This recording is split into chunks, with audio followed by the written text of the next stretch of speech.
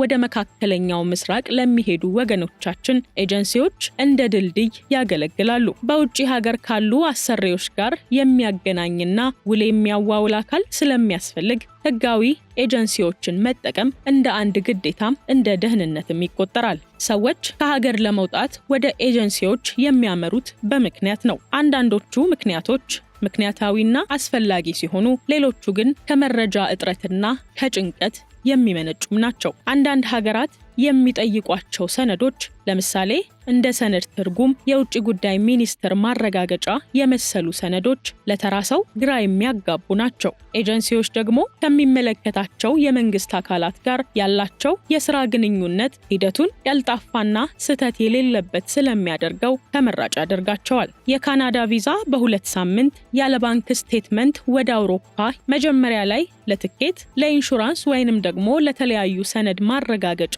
የሚሆን አነስተኛ ለምሳሌ እንደ 20 እና 30 ሺህ ብር ያስከፍላሉ። ኑሮን ለማሸነፍ በቆረጡ ወጣቶች ትከሻ ላይ ቆመው ሀብት የሚያፍሱ የህልም ነጋዴዎች በከተማችን በዝተዋል። እነዚህ አጭበርባሪ የጉዞ ኤጀንሲዎች የሰው የዋህነትን እንደ ሲሳይ፣ ችግርን ደግሞ እንደ አቋራጭ መንገድ ይጠቀሙበታል። ሰላም ጤና ይስጥልኝ የተከበራችሁ የገበያ ቢዝነስ ተከታታዮቻችን እንደምን ቆይታችኋል? በዛሬው ርዕሰ ጉዳያችን የብዙዎችን ቤት ያንኳኳ፣ ብዙዎችን ለሐዘን የዳረገ፣ ብዙ ወጣቶችን ተስፋ አልባ ያደረገውን የስደት ጉዞ በተለይም ደግሞ በአጭበርባሪ የጉዞ ኤጀንሲዎች ላይ መነሻ አድርገን ልንዳስስ ወደናል። ለቻናላችን አዲስ ከሆናችሁ ሰብስክራይብ በማድረግ ቤተሰብ እንድትሆኑን እየጋበዝኩ ወደ ጉዳይ ያመራለሁ።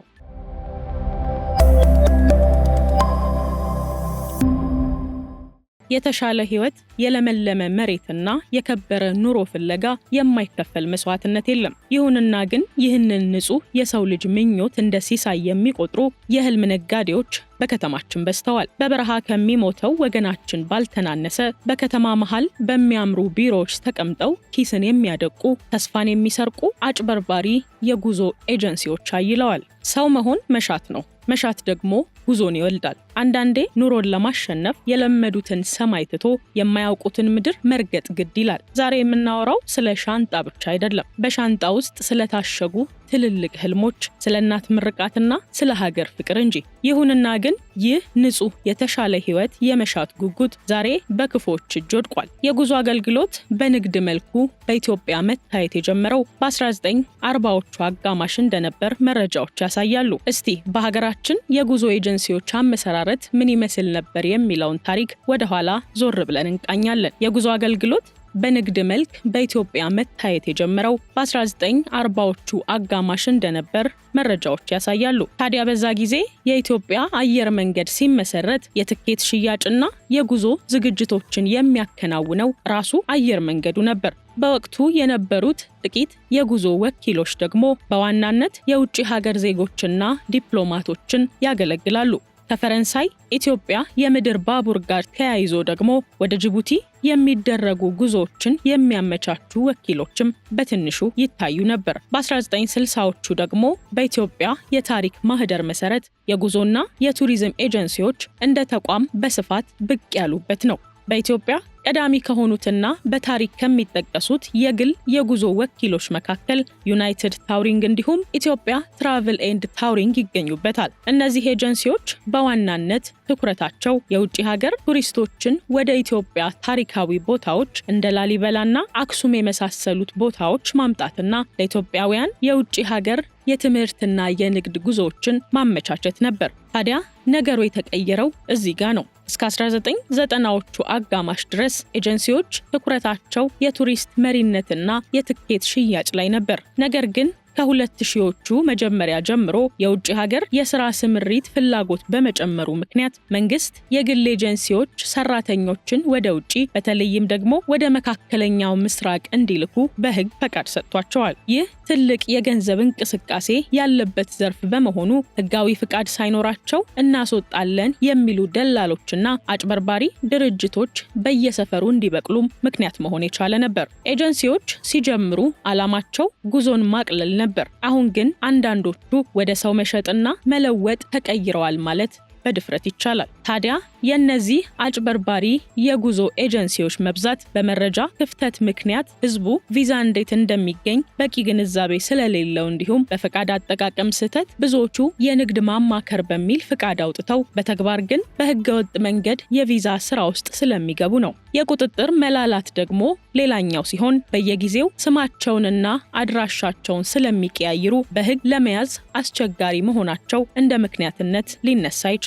ታዲያ በቁጥር በጣም በዝተው የሚታዩ የአጭበርባሪ የጉዞ ኤጀንሲዎች ከሀገር መውጣት የሚፈልጉ ወጣቶች ቁጥር መጨመርና የቪዛ አሰጣጥ ጥብቅ መሆን በቁጥር እንዲበራከቱ ረድቷቸዋል ማለትም ይቻላል። ያለንበት ዘመን ደግሞ መረጃ ለማሰራጨትም ለማግኘትም ቀላል የሆነበት ሆነና በፌስቡክና በቴሌግራም ላይ በቀላሉ የሐሰት ማስታወቂያዎችን መለጠፍ መቻሉ ሰዎችን ለማጥመድ ቀላል እንዲሆን አድርጎላቸዋል። እንደሚታወቀው በተለይም በሀገራችን በየጊዜው በርካቶች የተሻለ ኑሮ ፍለጋ ስደትን ይመርጣሉ። ታዲያ ከሀገር ለመውጣት ከህጋዊው መንገድ ይልቅ ህጋዊ ያልሆነውን መንገድ ለምን ይከተላሉ የሚለውን ስንመለከት ሰዎች ከሀገር ለመውጣት ወደ ኤጀንሲዎች የሚያመሩት በምክንያት ነው። አንዳንዶቹ ምክንያቶች ምክንያታዊና አስፈላጊ ሲሆኑ፣ ሌሎቹ ግን ከመረጃ እጥረትና ከጭንቀት የሚመነጩም ናቸው። የቪዛ ሂደት ውስብስብነትን እንደ መጀመሪያ ምክንያት ብንመለከተው እንኳን ብዙ ጊዜ የቪዛ ሂደት እንደ ተራራ የሚገዝፍና ግራ የሚያጋባ ለብዙዎቻችን ፈተና የሚሆን ጉዳይ ነው። የትኞቹ ሰነዶች መዘጋጀት እንዳለባቸው፣ እንዴት መተርጎም እንዳለባቸውና በምን አይነት ቅድመ ተከተል መቅረብ እንዳለባቸው ማወቅ ለተራው ሰው ከባድ ሊሆን ይችላል። በሌላ በኩል ደግሞ አብዛኞቹ ኤምባሲዎች የኦንላይን ፎርም መሙላትና የቀጠሮ አያያዝ ስርዓትን ስለሚከተሉ የቴክኖሎጂ ዕውቀት የሌላቸው ሰዎች የኤጀንሲዎችን እገዛ የግድ ይፈልጋሉ ማለት ነው። ሁለተኛውና ዋናው ጉዳይ ደግሞ የአቋራጭ መንገድ ፍላጎት ሲሆን ብዙ ሰዎች ኤምባሲ ውስጥ ሰው አለኝ ወይም ደግሞ ቪዛው በእጃችን ነው የሚሉ አታላይ ቃላትን መስማት ይወዳሉ። በራሳቸው ሞክረው ውድቅ ከመሆኑ ይልቅ ኤጀንሲዎች ዋስትና እንደሚሰጧቸው ስለሚያምኑ የገንዘብ መስዋዕትነትን ከፍለው ኤጀንሲ ጋር መሄድን ይመርጣሉ። ሶስተኛው ምክንያት የመረጃ እጥረት ሲሆን ብዙዎች በራሳቸው መረጃ የመፈለግ ልምድ ወይም ደግሞ አማራጩ የላቸውም። ውጪ ሀገር ለመሄድ ኤጀንሲ ግድ ነው የሚል የተሳሳተ አመለካከት በህብረተሰብ ውስጥ ሰርጾ ይገኛል። የኤምባሲዎችን ድረገጽ ገብቶ ከማንበብ ይልቅ በአካል ቀርቦ የሚናገሩትን ሰው ማግኘት የተሻለ ሰላም ስለሚሰጣቸው ወደ ኤጀንሲዎች ሲያመሩ እንመለከታለን። አራተኛና የመጨረሻው ምክንያት ደግሞ የስራ ስምሪት እድሎች ሲሆኑ በተለይም እንደምናውቀው ወደ መካከለኛው ምስራቅ ለሚሄዱ ወገኖቻችን ኤጀንሲዎች እንደ ድልድይ ያገለግላሉ። በውጪ ሀገር ካሉ አሰሪዎች ጋር የሚያገናኝና ውል የሚያዋውል አካል ስለሚያስፈልግ ህጋዊ ኤጀንሲዎችን መጠቀም እንደ አንድ ግዴታም እንደ ደህንነትም ይቆጠራል። ዞሮ ኤጀንሲዎች ግድ የሚሆኑባቸው ምክንያቶች የሙያ ምክርና መረጃን ስለሚሰጡ ነው። የቪዛ ህጎችና የጉዞ መስፈርቶች በየጊዜው የሚለዋወጡ ጉዳዮች ናቸው። ከዚህ ጋር በተያያዘ ታዲያ ኤጀንሲዎች የትኛው ሀገር ምን አይነት ቪዛ እንደሚፈቀድ፣ የትኛው የትምህርት ወይንም የስራ መስክ ደግሞ የተሻለ እንደሆነ ጥልቅ እውቀት አላቸው። ይህም ታዲያ ተጓዡ ከማያውቀው መንገድ ሄዶ ጊዜና ገንዘቡን እንዳያባክን ይረዳዋል። ጊዜና ጉልበትን ከመቆጠብ አኳያ የቪዛ ፎርም መሙላት፣ የሆቴል ማስያዣ ማስተካከል እንዲሁም የኢንሹራንስ ጉዳዮችን መጨረስ ሰፊ ጊዜ ይወስዳል። ለዚህ ደግሞ ኤጀንሲው እነዚህን አሰልቺ ሂደቶችን ወስዶ ስለሚያከናውን ተጓዡ በስራው ወይም በዝግጅቱ ላይ ብቻ እንዲያተኩር ያደርገዋል። ውስብስብ ሂደቶችን ከማቅለልም አኳያ ደግሞ ኤጀንሲዎች የራሳቸው የሆነ አስተዋጽኦ አላቸው። አንዳንድ ሀገራት የሚጠይቋቸው ሰነዶች ለምሳሌ እንደ ሰነድ ትርጉም፣ የውጭ ጉዳይ ሚኒስቴር ማረጋገጫ የመሰሉ ሰነዶች ለተራ ሰው ግራ የሚያጋቡ ናቸው። ኤጀንሲዎች ደግሞ ከሚመለከታቸው የመንግስት አካላት ጋር ያላቸው የስራ ግንኙነት ሂደቱን ቀልጣፋና ስህተት የሌለበት ስለሚያደርገው ተመራጭ ያደርጋቸዋል።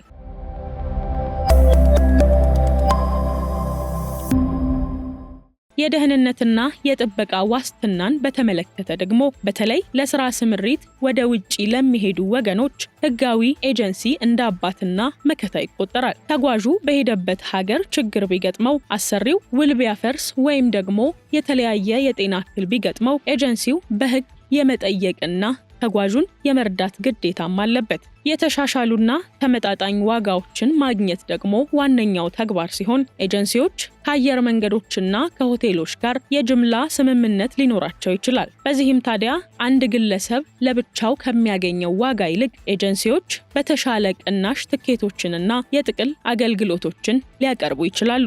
እነዚህ የኤጀንሲ ዋና ተግባራት እንደ መልካም ጎን ብናነሳም ነገር ግን ይህንን እድል እንደ ጥሩ አጋጣሚ በመጠቀም የምስኪን ሰዎችን ደካማ ጎን በመጠቀም ለመበልጸግ የሚሞክሩ አጭበርባሪ የጉዞ ኤጀንሲዎችም አሁን ላይ ተበራክተዋል። ታዲያ እነዚህ አጭበርባሪ የጉዞ ኤጀንሲዎች ሰዎችን ለማጥመድ የሚጠቀሙባቸው ዘዴዎች የተለመዱ ቢሆንም አንዳንዴ ግን ከጊዜ ወደ ጊዜ እየረቀቁ ይመጣሉ። የማይታመን ዋስትና መስጠት ይህ ትልቁና የመጀመሪያው የማታለያ መንገድ ሲሆን የሚጠቀሙበት ዘዴ ደግሞ 100% ቪዛ እናወጣለን፣ ኤምባሲ ውስጥ የቅርብ ሰው አለን ወይም ደግሞ ቪዛው ተመትቶ ተዘጋጅቷል ይላሉ። እውነታው ግን የትኛውም ኤጀንሲ ቪዛ የመስጠት ስልጣን የለውም። ቪዛ የመስጠት ሙሉ መብት የሀገሪቱ ኤምባሲ ብቻ ነው። ዋስትና የሚሰጥህ ኤጀንሲ ካለ ደግሞ እሱ ትልቅ አጭበርባሪ ነው ማለት ነው። የሐሰት የቪዛ ቅጂ ማሳየት ደግሞ ሌላኛው ሲሆን በተለይ በቴሌግራም እና በፌስቡክ ግሩፖቻቸው ላይ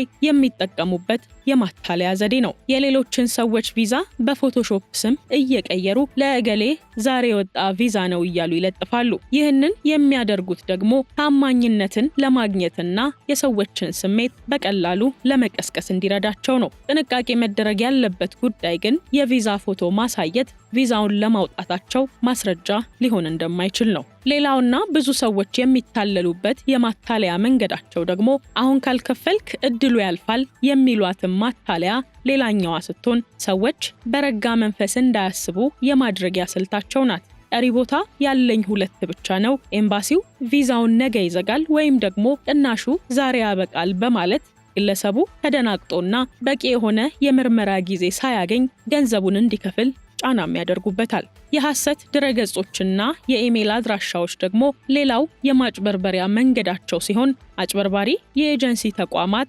ቴክኖሎጂን በመጠቀም የሚያደርጉት ማታለያ ነው። ልክ እንደ እውነተኛ የኤምባሲ ድረገጽ የሚመስል የሐሰት ገጽን ይፈጥራሉ። በመቀጠልም ደግሞ የቪዛ ማረጋገጫ እንደመጣልህ በማስመሰል ከኤምባሲው የተላከ የሚመስል የሐሰት ኢሜል ይልካሉ። እዚህ ጋር ግን ልብ ሊባል የሚገባው ነገር ብዙ ጊዜ ኢሜሎቹ ከጂሜል ወይንም ደግሞ ከያሆ የሚላኩ እንጂ የኤምባሲው ይፋዊ አድራሻ አይደሉም። እዛው ከሄዱ በኋላ ይከፍላሉ የሚለው ማባበያ ደግሞ ሌላኛው ሲሆን ይህ ዘዴ ሰዎችን በቀላሉ ካላመኑን ከደረሱ በኋላ ይክፈሉ በማለት ያጠምዳሉ። መጀመሪያ ላይ ለትኬት፣ ለኢንሹራንስ ወይንም ደግሞ ለተለያዩ ሰነድ ማረጋገጫ የሚሆን አነስተኛ ለምሳሌ እንደ 20 እና 30 ሺህ ብር ያስከፍላሉ። ትልቁን ገንዘብ ግን ከደረሱ በኋላ ይከፍላሉ በማለት ያታልላሉ። ያቺን አነስተኛ የተባለችውን 20 እና 30 ሺህ ገንዘብ በሺዎች ከሚቆጠሩ ሰዎች ሰብስበው በአንድ ጀንበር ቢሮአቸውን ዘግተው ይጠፋሉ። በዚህም ጉዳይ ታዲያ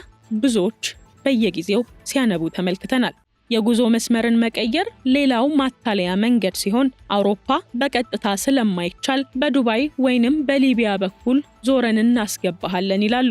ይህ የህገወጥ የሰዎች ዝውውር መጀመሪያ ሲሆን ይህንን አምነው ገንዘባቸውን አፍሰው በበረሃ በውሃ ውስጥ የቀሩ ብዙ ወገኖቻችን አሉ። አያርገውና እንደው በአጋጣሚ እነዚህ አጭበርባሪ የጉዞ ኤጀንሲዎች እጅ ላይ ቢጥሎ ማድረግ ስለሚገባው ጥንቃቄ እናወራለን። እነዚህ አጭበርባሪ የጉዞ ኤጀንሲዎችን ለህግ ለማቅረብ የሚያስፈልጉ ቁልፍ ማስረጃዎች፣ የመጀመሪያው የገንዘብ ዝውውር ማረጋገጫ ሲሆን ይህ ከሁሉም በላይ ወሳኝ ማስረጃ ነው። ታዲያ በዚህ ገንዘቡን በባንክ ገቢ ካደረጉ ደረሰኙን በፍጹም መጣል አያስፈልግም። በሞባይል ባንኪንግ ትራንስፈር ከሆነ ደግሞ ደረሰኙን ሴቭ አድርጎ ወይንም ስክሪንሾት አድርጎ በኢሜል ወይንም በሌላ ቦታ ለመረጃነት ደብቆ ማስቀመጥ ያስፈልጋል። የእጅ በእጅ ክፍያ ከሆነ ደግሞ ምንም እንኳን ይህ አይነት የክፍያ መንገድ ባይመከርም የድርጅቱ ማህተምና ፊርማ ያለበት ኦሪጂናል ደረሰኝ መኖር አለበት። እንደሚታወቀው ያለ ደረሰኝ የተሰጠ ገንዘብ በህግ ፊት እንደተሰጠ ስለማይቆጠር ማለት ነው። ሁለተኛው ደግሞ የጽሑፍና የዲጂታል ግንኙነቶች ሲሆኑ አጭበርባሪዎች ቃላቸውን በየደቂቃው ስለሚቀይሩ የጽሑፍ ማስረጃዎች መኖር አለባቸው። ለምሳሌ የቴሌግራም እና ዋትስአፕ መልእክቶች ካሉ የገቡልህን ቃል፣ የጠየቁህን የገንዘብ መጠንና የላኩልህን ሰነዶች በዚያ ማግኘት ይቻላል። መልእክቱም እንዳይጠፋ ቀድሞ ፎቶ በማንሳት ለመረጃነት ማስቀመጥ ይጠቅማል። በሌላ በኩል ከድርጅቱ የተላኩ ኢሜሎች ካሉ ደግሞ እንደ ትልቅ ማስረጃም ስለሚያገለግሉ እነሱንም ማስቀመጥ ያስፈልጋል። የድምጽና የቪዲዮ ቅጂዎች ደግሞ በተለያየ አጋጣሚ ቢሮአቸው ሄደው ሲያነጋግሩ ወይንም ደግሞ በስልክ ሲያወሩ የገቡትን ቃል በድምጽ በመቅዳት በተለይ ቪዛው ተመቷል ወይም ደግሞ 100% ዋስትና አለን የሚሉ ንግግሮችን ለፖሊስ ምርመራ ትልቅ ግብዓት ስለሚሆኑ እነሱንም መያዝ አስፈላጊ ነው። አራተኛው የውል ሰነዶች ሲሆኑ ምንም እንኳን አጭበርባሪዎች ውላቸው የማማከር አገልግሎት የሚል ቢሆንም የፈረምከውን ውል መያዝ ድርጅቱን በሕግ ለመጠየቅ እንደ መነሻ ይሆናል። አምስተኛው ደግሞ የሐሰት ሰነዶች ቅጂ ሲሆን ኤጀንሲው የሰጠ የሐሰት ቪዛ፣ የሐሰት የአየር መንገድ ትኬት ወይንም ደግሞ የሐሰት የሥራ ውል ካለ እነዚያን ሰነዶች ኦሪጂናሉን አትስጣቸው። ሕጋዊ እርምጃ ለመውሰድ እነዚህ የወንጀል መሳሪያ ናቸው። በእነዚህ በአጭበርባሪ የጉዞ ኤጀንሲዎች የተጎዳ አካል መሄድ ካለበት ቦታ መካከል የመጀመሪያው በአቅራቢያው ወዳለ ፖሊስ ጣቢያ ሲሆን የማጭበርበር ክስ መመስረት ያስፈልጋል። ቀጣይ ደግሞ ወደ ስራና ክህሎት ሚኒስቴር መሄድ ነው። ኤጀንሲው ሕጋዊ ፍቃድ ያለው ከሆነ ለሚኒስትሩ ቅሬታ ማቅረብ ፍቃዱ እንዲታገድ ወይም ደግሞ እንዲሰረዝ ያደርጋል። ሌላው የንግድና ቀጠናዊ ትስስር ሚኒስቴር ሲሆን ስለ ንግድ ፍቃዱና ስለ ሕጋዊ አድራሻው መረጃ ለማግኘት እዛ መሄድ አስፈላጊ ነው። የመጨረሻው መረጃን ለሕዝብ ማጋራት ሲሆን ማስረጃህን ይዘህ ለሚዲያና ለሕዝብ ይፋ ማድረግ ሌሎች በእንዲህ አይነት ጉዳይ እንዳይታለሉ ስለሚረዳ ይህንን መንገድ መከተልም አስፈላጊ ነው። ውድ የገበያ ቢዝነስ ተከታታዮቻችን ስደት ሻንጣን አሽጎ ባዕድ ሀገር መድረስ ብቻ አይደለም። ስደት ራስን ፍለጋ፣ ቤተሰብን መታደጊያና የኑሮ ግድግዳ መደርመሻ ትልቅ ውሳኔ ነው። ይሁንና ግን ይህንን የከበረ ህልማችሁን በአጭበርባሪዎች አጥር ላይ ተሰቅሎ እንዲቀር በፍጹም አትፍቀዱ። አስታውሱ፣ እውነተኛ ስኬት በአቋራጭ መንገድ አይመጣም። በውሸት ቃል የተገነባ ቤት ማለዳ እንደሚጠፋ ጭጋግ ነው። የደከማችሁባት አንዲት ሳንቲም እናትና አባታችሁ የባረኩላችሁ ጥረት ለህልም ነጋዴዎች ሲሳይ እንዳይሆን በንቃት ጠብቁ። ሀገራችንን ጥለን ብንወጣም ሀገራችንን ከውስጣችን አናወጣም። በያላችሁበት ምድር ሁሉ ክብራችሁ አይጥፋ፣ ተስፋችሁ አይንጠፍ። ኑሮን የምናሸንፈው በቦታ ሳይሆን በጽናት በእውቀትና በታማኝነት ነው። ዛሬ ያየነው መረጃ የአንድን ሰው ህይወት ሊታደግ ይችላልና ለምትወዷቸው ሰዎች ሁሉ ሼር አድርጉላቸው።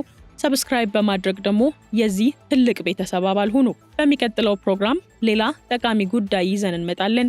እስከዛው ሰላም ቆዩልን።